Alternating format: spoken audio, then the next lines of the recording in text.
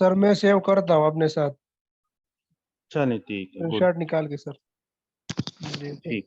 अच्छा, मैं जो है ये एक्यूट किडनी इंजरी आज हमारा टॉपिक है, नाम से जाहिर है। देखो, एक हमने पढ़ी थी CKD, क्रॉनिक किडनी डिजीज, जो कि लंबे अरसे तक किडनी में प्रॉब्लम होती है, वो तो क्रॉनिक किडनी डिजीज या क्रॉनिक रीनल फेलियर था। ये है AKI यानी एक्यूट किडनी इंजरी। किडनी ठीक थी, अचानक खराब हो गई। 1 महीने खराब थी, दूसरे महीने खराब थी, फिर ठीक हो गई, या 15 दिन बाद ठीक हो गई, या 10 दिन बाद ठीक हो गई, या 3 महीने बाद ठीक हो गई, लेकिन ठीक हो गई। तो ये कौन सी किडनी इंजरी कहलाएगी? Acute kidney injury. जबकि 3 महीनों से ज्यादा अगर किडनी खराब रहे, किडनी अपना काम ना करे और किडनी की जगह डायलिसिस की जरूरत पड़े, या तो हम इसको क्या कहेंगे कि ये CKD है। खैर, डायलिसिस की फिर बाद में जरूरत पड़ती है। CKD की फिर डिफरेंट स्टेजेस हैं, स्टेज 1, 2, 3, 4 वगैरह, फिर आखिर में डायलिसिस की जरूरत पड़ती है। वो हमारा टॉपिक नहीं है। कहने का मतलब ये था कि CKD और एक्यूट किडनी इंजरी में ये फर्क है कि एक्यूट किडनी इंजरी खुद ठीक हो जाती है एक अरसे के बाद। अब जैसे मैंने आपको बताया, किडनी ठीक थी, किडनी ने अचानक काम करना छोड़ दिया, फिर किडनी ठीक हो गई। तो ये जो अचानक इसने काम करना छोड़ दिया ना, जो सडन या एब्रप्ट भी जिसको इंग्लिश में कहते हैं, डिक्लाइन मतलब decrease in the function of kidney. अचानक जो है किडनी के फंक्शन में डिक्लाइन आ गया, डिक्रीज आ गई, किडनी ने काम करना कम कर दिया। तो किडनी का क्या काम होता है? यूरिन का बनाना। किडनी यूरिन बनाता है ना। Yes sir. तो जब किडनी का फंक्शन डिक्लाइन हो जाएगा यानी कम हो जाएगा, तो यूरिन भी थोड़ा बनेगा, और यूरिन जब थोड़ा बने इसको हम कहते हैं ओलिगोरिया,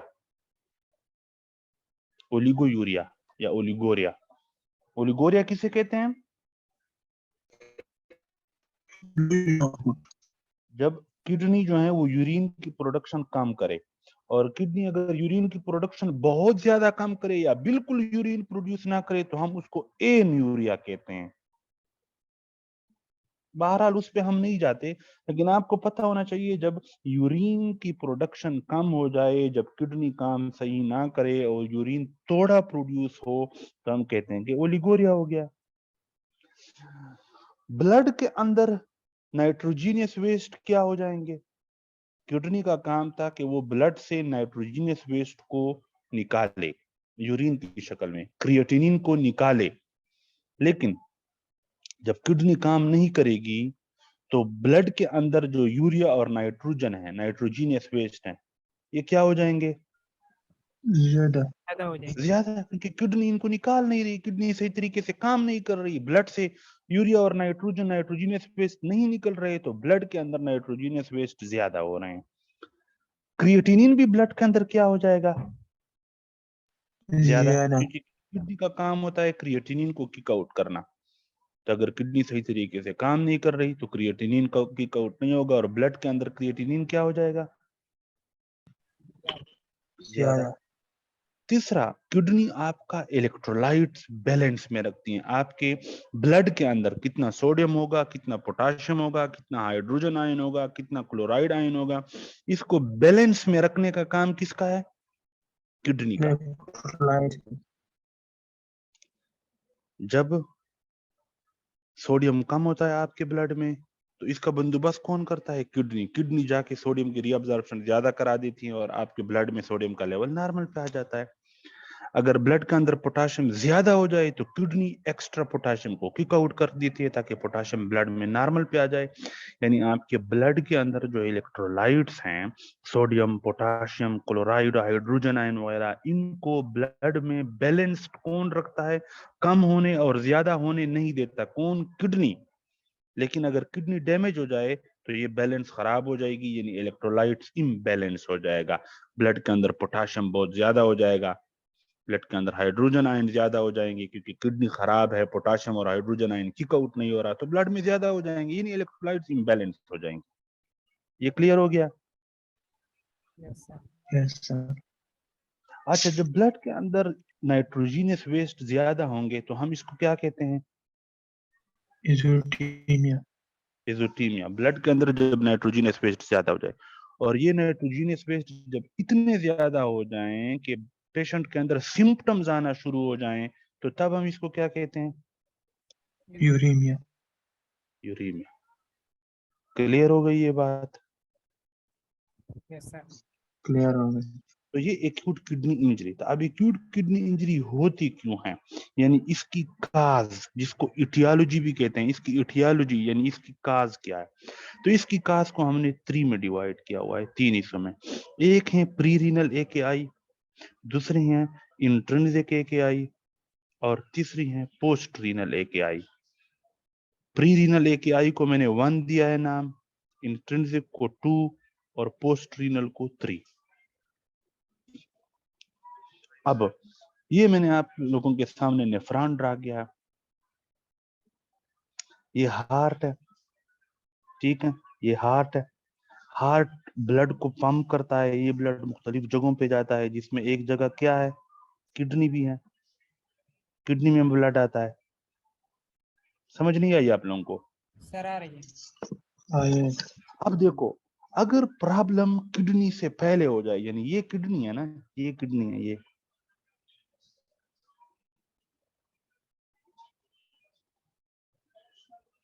ये किडनी है ना, अगर किडनी से पहले प्रॉब्लम हो, यानी इस एरिया में हार्ट और किडनी के दरमियान में, और इस वजह से किडनी काम ना करे क्योंकि प्रॉब्लम किडनी से पहले है, तो हम इस एकेआई को क्या कहते हैं? Pre renal एकेआई। मिसाल के तौर पर किसी बंदे का हार्ट फेल हो गया और वो ब्लड को पंप नहीं कर रहा, तो जब ब्लड पंप नहीं होगा तो यहाँ पे ब्लड का प्रेशर क्या हो जाएगा? कम हो जाएगा। कम हो जाएगा, यानी क्या हो जाएगी? हाइपोटेंशन हो जाएगी।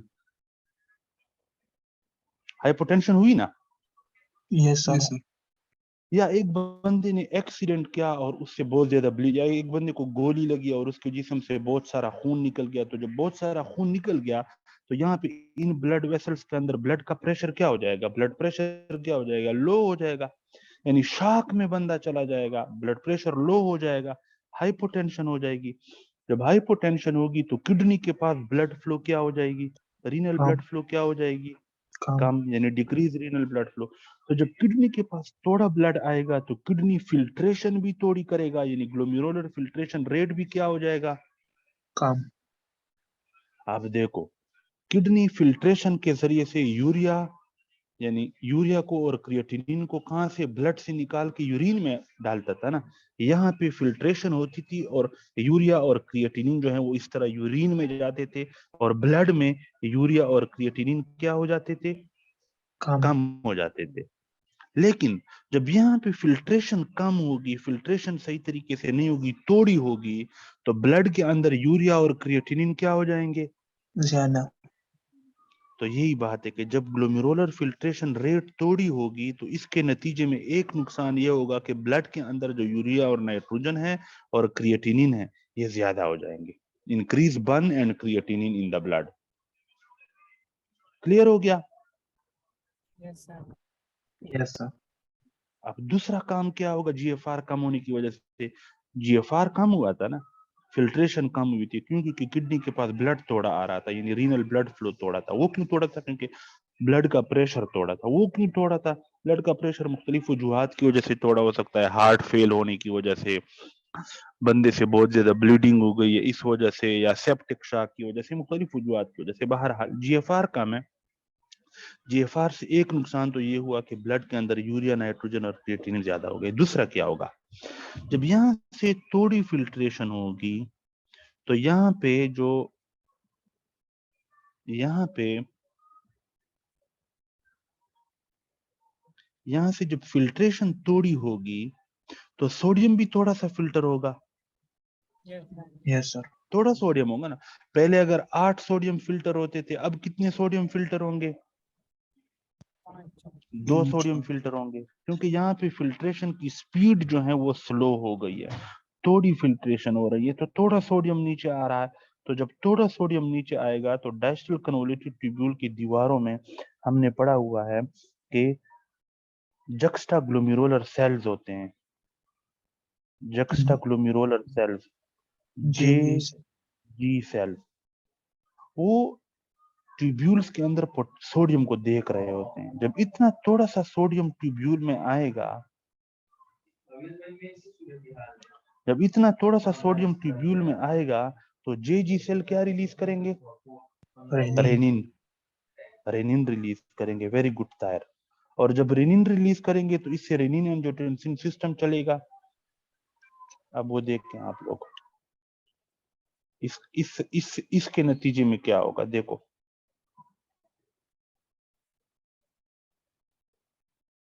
जीएफआर कम हो गया तो थोड़ा सोडियम फिल्टर हो रहा है, डिस्टल कन्वोल्यूटेड ट्यूब्यूल के पास थोड़ा सोडियम आ रहा है, यानी less sodium is sensed by the juxtaglomerular cell of the mucosa densa in the distal convoluted tubule। जब वो थोड़ा सोडियम सेंस करेंगे तो वो रेनिन रिलीज कर देंगे। रेनिन एंजियोटेंसिन सिस्टम को एक्टिवेट करेगा। इस सिस्टम के आखिर में एल्डोस्टेरोन ज्यादा प्रोड्यूस होंगे। अब एल्डोस्टेरोन जाके क्या करेगा? किडनी के पास वाटर की रीअब्जॉर्प्शन भी ज्यादा कर देगा और सोडियम की रीअब्जॉर्प्शन भी ज्यादा कर देगा। एल्डोस्टेरोन का क्या फंक्शन होता है? सोडियम की रीअब्जॉर्प्शन करना, वाटर की रीअब्जॉर्प्शन करना। तो जब ज्यादा सोडियम आएगा तो इसके नतीजे में जब ज्यादा एल्डोस्टेरोन आएगा तो इसके नतीजे में more sodium and water reabsorbed from the distal convoluted tubule. समझ नहीं आई? आई सर। सबको समझ आई है? Yes sir. अब देखो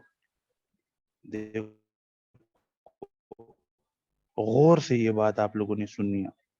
यहाँ पे सोडियम थोड़ा सा फिल्टर हो रहा था। ये थोड़ा सा सोडियम जो मैंने एक ड्रा किया है, ये जक्स्टाग्लोमेरुलर सेल्स ने देख लिया कि थोड़ा है, इसने रेनिन एंजियोटेंसिन सिस्टम भी निकलवाया और सोडियम एक नहीं मैं 2 डाल देता हूँ। 2 सोडियम फिल्टर हुए। नॉर्मली लेट सपोज 10 फिल्टर होते हैं तो अब 2 हुए। तो जब 2 हुए तो जक्स्टाग्लोमेरुलर सेल से रेनिन रिलीज हुआ, रेनिन से आखिर में एल्डोस्टेरोन प्रोड्यूस हुआ और एल्डोस्टेरोन ने यहाँ पे एक्ट करके क्या किया? इन 2 सोडियम में से भी एक सोडियम की रीअब्जॉर्प्शन कर दी, यानी सोडियम की रीअब्जॉर्प्शन ज्यादा हो गई। तो पीछे यूरिन में जो सोडियम निकलेगा वो सोडियम ज्यादा होगा या थोड़ा होगा? सर थोड़ा होगा। सोडियम कम हुआ निकलेगा। देखो, एक तो सोडियम यहाँ से थोड़ा फिल्टर हुआ है और इस थोड़े से में भी थोड़ा सा रीअब्जॉर्ब हो गया है। तो जो एक्सक्रीट होगा यूरिन में वो थोड़ा होगा या ज्यादा होगा? सर थोड़ा होगा। थोड़ा होगा ना, क्योंकि यार देखो, एक मिनट, ये बहुत बेसिक कंसेप्ट है, मैं चाहता हूँ कि आप लोगों को अच्छी तरह समझ।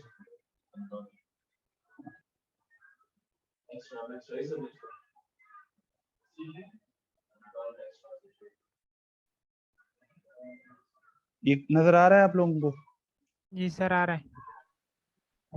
देखो, लेट से एक बंदे की किडनी है, नॉर्मल बंदे की, ये यहाँ से लेट सपोज फिल्ट्रेशन होती हैं 10 सोडियम्स की और इस 10 सोडियम में से लेट सपोज 7 सोडियम रीअब्जॉर्ब हो जाते हैं और 3 सोडियम इधर निकल आते हैं यूरिन में। लेट सपोज नॉर्मल बंदे में इस तरह होता है। अब जिस बंदे को प्री रीनल AKI हुआ है उस बंदे में एक तो इस बंदे की जो किडनी है, चूंकि फिल्ट्रेशन इस बंदे में कम हो गई है, GFR कम हो गया है, तो अब 10 सोडियम की बजाय कितने सोडियम नीचे आ रहे हैं? 5 सोडियम नीचे आ रहे हैं। और इन 5 सोडियम में से भी एल्डोस्टेरोन 4 सोडियम को रीअब्जॉर्ब कर रहा है। तो नीचे कितने सोडियम आ रहे हैं? 1 सोडियम। एक। तो देखो, कौन, मैं कह सकता हूं ना कि जो एक्सक्रीशन वाला सोडियम है, जो एक्सक्रीट हो रहा था, वो कम हो गया है। नॉर्मल बंदे में अगर 3 सोडियम एक्सक्रीट हो रहे थे, इस बंदे में, जिस बंदे को प्री रीनल किया, ये सिर्फ 1 सोडियम एक्सक्रीट हुआ है। Yes sir. तो यही बात मैं आप लोगों से यहाँ पे करने लगा था कि जब आपके पास प्री रीनल AKI होगा ना और एल्डोस्टेरोन आएगा तो वो सोडियम की रीअब्जॉर्प्शन को मजीद ज्यादा कर देगा, तो सोडियम बहुत सारा का सारा रीअब्जॉर्ब हो जाएगा। यूरिन के अंदर बहुत थोड़ा सा सोडियम एक्सक्रीट होगा, less sodium excreted into the urine, जिसको हम कहते हैं फेना।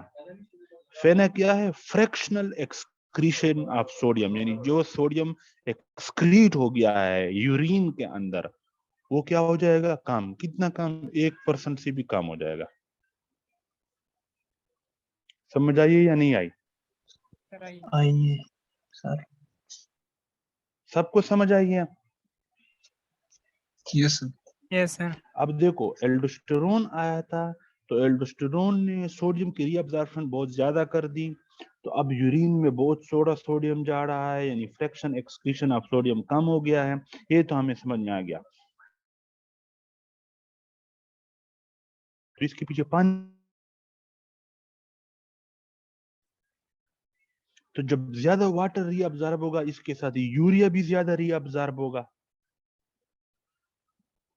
समझ नहीं आई? आइए सर। और क्रिएटिनिन बिल्कुल रीअब्जॉर्ब नहीं होता, क्रिएटिनिन अब्जॉर्ब हो ही नहीं सकता, यूरिया रीअब्जॉर्ब हो सकता है। और ये डिपेंड करता है वाटर पे, अगर ज्यादा वाटर रीअब्जॉर्ब होगी तो वाटर अपने साथ ज्यादा यूरिया को रीअब्जॉर्ब करेगा। तो क्या मैं ये कह सकता हूं कि इस बंदे की ब्लड के अंदर यूरिया ज्यादा होगा, क्रिएटिनिन कम होगी, यानी क्रिएटिनिन के मुकाबले में यूरिया ज्यादा होगा, क्योंकि यूरिया तो रीअब्जॉर्ब होकर ब्लड में थोड़ा बहुत चला गया है, क्रिएटिनिन बिल्कुल नहीं गया। तो ये जो यूरिया और क्रिएटिनिन की रेशियो है, ये रेशियो क्या हो जाएगी?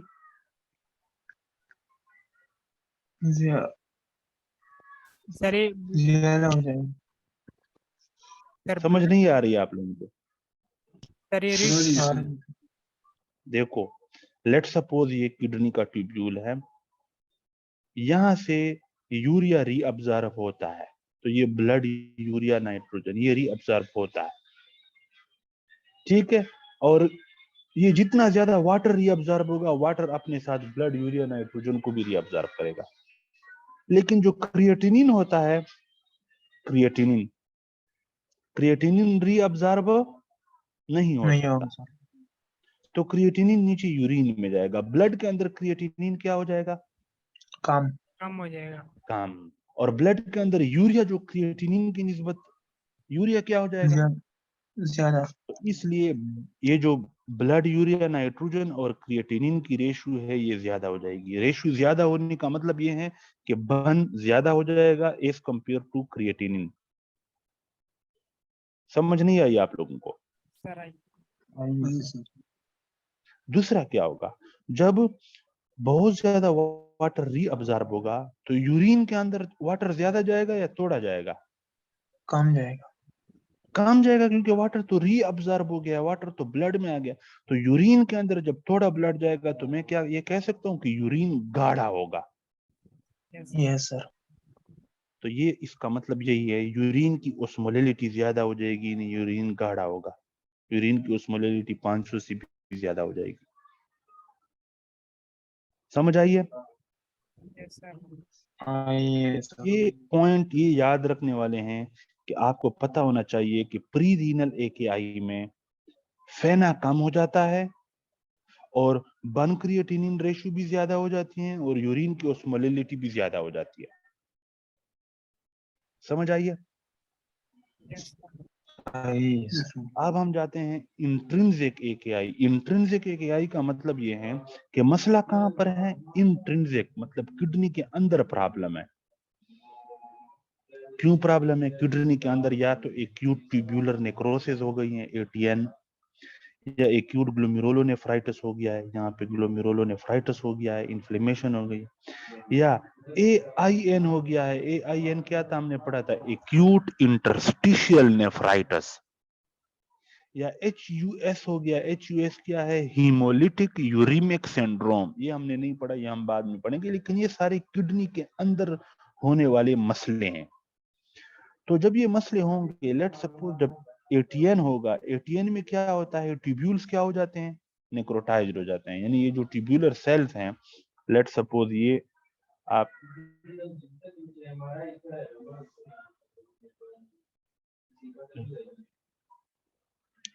ये आपके पास बोमेन स्पेस है, ये आपके पास let suppose proximal convoluted tubule है, ये लूप ऑफ हेनले, ये डैशल कन्वोल्यूटेड ट्यूब्यूल। बहरहाल अब देखो, हमने पढ़ा है कि ट्यूब्यूल की दीवारों में क्या होते हैं,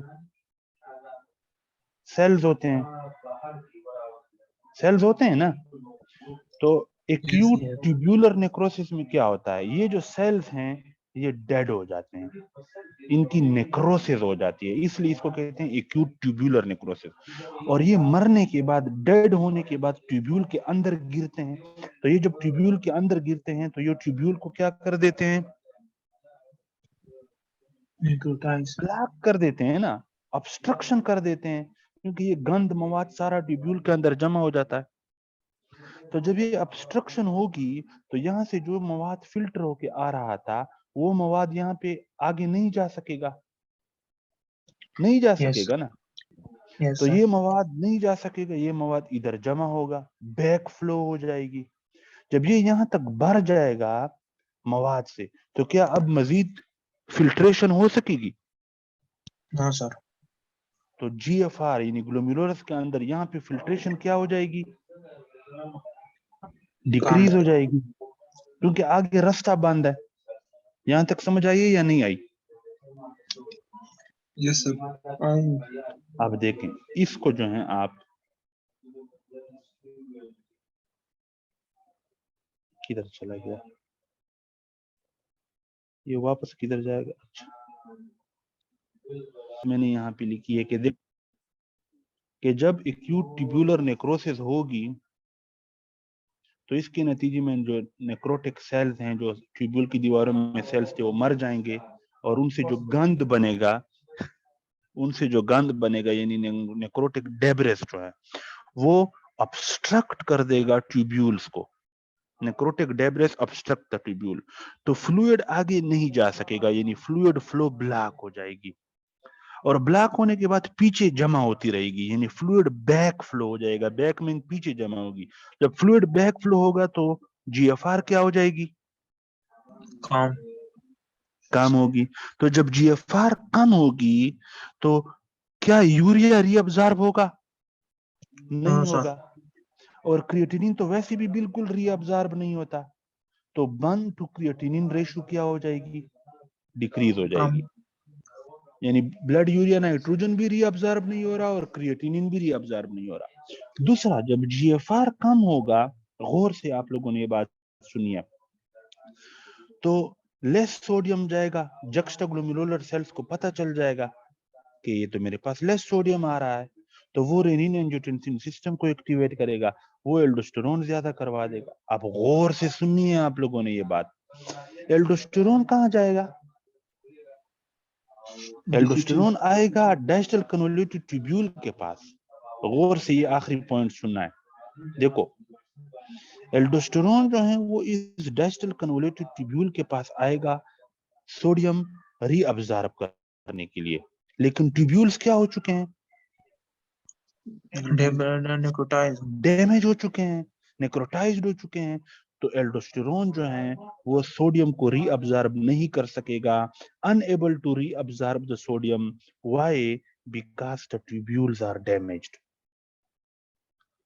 तो सोडियम रीअब्जॉर्ब नहीं हो सकेगा, सारे का सारा सोडियम यूरिन में एक्सक्रीट होगा, यानी फ्रैक्शनल एक्सक्रीशन ऑफ सोडियम क्या हो जाएगी, ज्यादा। ज्यादा। ये फर्क था, प्री रीनल एकेआई में फ्रैक्शनल एक्सक्रीशन ऑफ सोडियम कम थी, पोस्ट इंट्रिंसिक एकेआई में फ्रैक्शनल एक्सक्रीशन ऑफ सोडियम ज्यादा है। Is that clear? Yes, why not, sir? अब लास्ट हमारे पास है पोस्ट रीनल एकेआई। नाम से जाहिर है कि मसला किडनी के अंदर नहीं है बल्कि किडनी के बाद बाहर। मसला है। यानी यहां तक किडनी थी ना, ये देखो, ये एक नेफ्रॉन का कलेक्टिंग डक्ट है, ये दूसरे नेफ्रॉन का कलेक्टिंग डक्ट है, तीसरे नेफ्रॉन का कलेक्टिंग डक्ट, ये सारे ओपन होते हैं कहां पे, इस जगह पे। इस जगह का नाम है पेल्विस, रीनल पेल्विस। और फिर पेल्विस के बाद ये नीचे क्या शुरू हो जाता है, यूरिटर। Ureter. यूरिटर शुरू हो जाता है ना, यूरिटर आता है ब्लेडर के पास, और ब्लेडर के बाद यूरिथ्रा होता है, इस तरह होता है ना। Yes, sir. अब देखो प्रॉब्लम कहां होगी, प्रॉब्लम जो है वो होगी इस बंदे में यहां पे, किधर चला गया, ये स्टोन बन गया, या किसी बंदे को कैंसर हो गया, पेल्विस के अंदर स्टोन फंस गया, या यूरिटर के अंदर स्टोन फंस गया, या ब्लैडर के अंदर स्टोन फंस गया, या यूरिथ्रा के अंदर स्टोन फंस गया। तो जब ये स्टोन होगा, या यानी देखो आउटफ्लो बंद हो जाएगी, यहाँ पे स्टोन है, या यहाँ पे स्टोन है, या यहाँ पे स्टोन है, या यहाँ पे स्टोन है, तो क्या यूरिन आगे जा सकेगा? No sir. नहीं जा सकेगा। तो मैं कह सकता हूँ कि आउटफ्लो ऑब्स्ट्रक्शन हो गई, यानी मवाद आगे नहीं जा सकता। बिल्कुल सर। क्यों नहीं जा सकता? पेल्विस के अंदर, या यूरिटर के अंदर, या ब्लैडर के अंदर, या यूरिथ्रा के अंदर कोई स्टोन फंस गया है, ड्यू टू स्टोन, या बीपीएच हो गया। बीपीएच किसे कहते हैं? Benign prostatic hyperplasia. कैंसर। हमने पढ़ा, नहीं नहीं, ये बेनाइन प्रोस्टेटिक हाइपरप्लेशिया प्रोस्टेट का कैंसर नहीं है। ये देखो, ये लेट सपोज ब्लैडर है ना, और ये ब्लैडर से यूरिथ्रा निकला है, तो यूरिथ्रा के इर्द गिर्द क्या मौजूद होता है? प्रोस्टेट। Yes sir. नॉर्मली इस तरह प्रोस्टेट होता है, लेकिन अगर प्रोस्टेट का हाइपरप्लेशिया हो जाए, प्रोस्टेट साइज में बड़ा हो जाए, तो ये प्रोस्टेट इस यूरिथ्रा को क्या करेगा? कंप्रेस करेगा, क्योंकि प्रोस्टेट बड़ा हो गया, ये बड़ा हो गया, प्रोस्टेट बड़ा हो गया। तो नतीजे क्या के तौर पे होगा क्या, कि इस बंदे का जो यूरिथ्रा था ना, वो यूरिथ्रा तंग हो जाएगा। क्यों? क्योंकि दोनों तरफ से प्रोस्टेट बड़ा हो रहा है और प्रोस्टेट इसको बंद कर रहा है। तो जब बड़ा होगा, तंग होगा, तो यूरिन आगे नहीं जा सकेगा। तो ये जो यूरिन की आउटफ्लो ऑब्स्ट्रक्शन है, ये स्टोन की वजह से भी हो सकती है, बेनाइन प्रोस्टेटिक हाइपरप्लेशिया की वजह से भी हो सकती है, किसी कैंसर की वजह से हो सकती है। लेट्स से यूरिनरी ब्लैडर के अंदर यहाँ पे कैंसर हुआ, ये कैंसर फैलता फैलता फैलता फैलता यहाँ तक आ गया। अब क्या ब्लैडर से यूरिन आगे जा सकता है? नहीं जा सकता। हाँ सर। तो इन मुख्तलिफ वजूहात की वजह से ऑब्स्ट्रक्शन हो गई। अब अगर ऑब्स्ट्रक्शन दोनों तरफ से हो, यानी इस एक किडनी की तरफ से भी ऑब्स्ट्रक्शन है, दूसरी तरफ से भी ऑब्स्ट्रक्शन है, तो ना इधर से फिल्ट्रेशन हो रही है, इधर से भी रास्ता बंद है, और इधर से भी रास्ता बंद है, तो अब क्या होगा? हम कहेंगे ना कि किडनी फेल हो गई है, एकेआई हो जाएगी। इसको हम पोस्ट रीनल एकेआई कहते हैं, कि प्रॉब्लम किडनी से नहीं है, किडनी के बाद आगे रास्ता बंद है, आगे रोड बंद है। तो जब रोड बंद होगा, यानी लेट से यहाँ पे रोड बंद है, तो यूरिन सारा यहाँ पे जमा होगा ना, जमा यस होगा, सर। जमा होगा, जमा होगा, बैक फ्लो होगी, यानी फ्लूइड बैक फ्लो होगी। जब बैक फ्लो होगी, तो यहाँ तक ये सारा फ्लूइड जमा हो जाएगा। जब जमा हो जाएगा, तो मजीद फिल्ट्रेशन क्या हो जाएगी?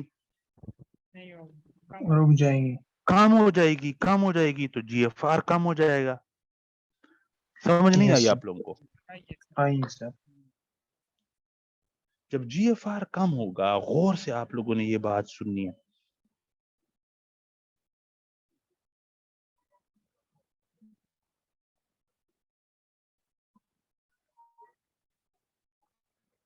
ये लास्ट बात है, ये आप लोगों ने गौर से सुननी है। देखो, ये late suppose proximal convoluted tubule है, और ये आगे लेट सपोज आगे कहीं जहाँ पे पेल्विस में, यूरिटर में, या कहीं पर भी रास्ता बनता, तो ये मवाद सारा फ्लूइड क्या हो रहा है? जमा हो रहा है, बैक फ्लो हो रही है। तो यहां तक ये सारा मवाद जमा हो गया, जमा हो गया। अब फिल्ट्रेशन, मजीद फिल्ट्रेशन कम हो जाएगी, क्योंकि आगे सारा रास्ता बंद है। एक तो हो गया ये काम, गौर से आप लोगों ने ये बात सुननी है। दूसरा क्या हो, हमने पढ़ा है कि ट्यूब्यूल्स की दीवारों में क्या होते हैं? सेल्स होते हैं ना। अब देखो, ये फ्लूइड जब इधर जमा होंगे ना, ये फ्लूइड जब जमा होगा, ये फ्लूइड जब इस तरह जमा होगा, जमा होगा, जमा होगा, जमा होगा, जमा होगा, जमा होगा, जमा होगा, जमा होगा, जमा होगा, जमा होगा, तो क्या मैं ये कह सकता हूँ कि ये इस ट्यूब्यूल्स के ऊपर प्रेशर लगाएगा और इन ट्यूब्यूल्स को भी डैमेज करने की कोशिश करेगा। Yes sir. तो जब ये ट्यूब्यूल्स डैमेज होना शुरू होंगे, तो ये सोडियम की अब्जॉर्प्शन को क्या कर देंगे? कम कर देंगे। ये सोडियम को अब्जॉर्ब नहीं कर सकेंगे। तो यही बात है यहाँ पे, जो यहाँ पे इन्होंने की है, कि जब आपके पास ये रास्ता आगे बंद होगा, ये गौर से आप लोगों ने देखना है कि जब फ्लूइड का बैक फ्लो होगा और वो ट्यूब्यूल्स के अंदर जो सेल्स है उनको कंप्रेस करेगा, तो वो सोडियम की रीअब्जॉर्प्शन सही तरीके से नहीं कर सकेंगे, तो सोडियम की रीअब्जॉर्प्शन कम हो जाएगी और ज्यादा यूरिन एक्सक्रीट होगा। ज्यादा यूरिन आगे ज्यादा सोडियम जो है वो आगे यूरिन में जाएगा, तो फ्रैक्शनल एक्सक्रीशन ऑफ सोडियम क्या हो जाएगी? ज्यादा। ज्यादा। देखो फ्रैक्शनल एक्सक्रीशन ऑफ सोडियम इसमें भी ज्यादा हो गई थी, क्योंकि इंट्रिंसिक यूकेआई में ट्यूब्यूल्स के सेल डैमेज हो गए थे, वो सोडियम की रीअब्जॉर्ब नहीं कर सकते थे, इसलिए सोडियम यूरिन में जा रहा था। और पोस्ट रीनल एकेआई में भी एक वक्त ऐसा आता है कि फ्लूइड बैक फ्लो की वजह से ट्यूब्यूल्स के सेल क्या हो जाते हैं? कंप्रेस हो जाते हैं और वो सोडियम को रीअब्जॉर्ब नहीं कर सकते, इसलिए सोडियम यूरिन में जाता है। तो फेना इसमें भी ज्यादा होगा। फेना कम सिर्फ किस में होगा? प्री रीनल एकेआई में होगा। ये चीज क्लियर यस हो गई? Yes sir, Yes, time sir. पूरा कैसे? चलें जी, आज के लिए इतना ही काफी है, ये आप लोग अच्छी तरह पढ़ें, ठीक है।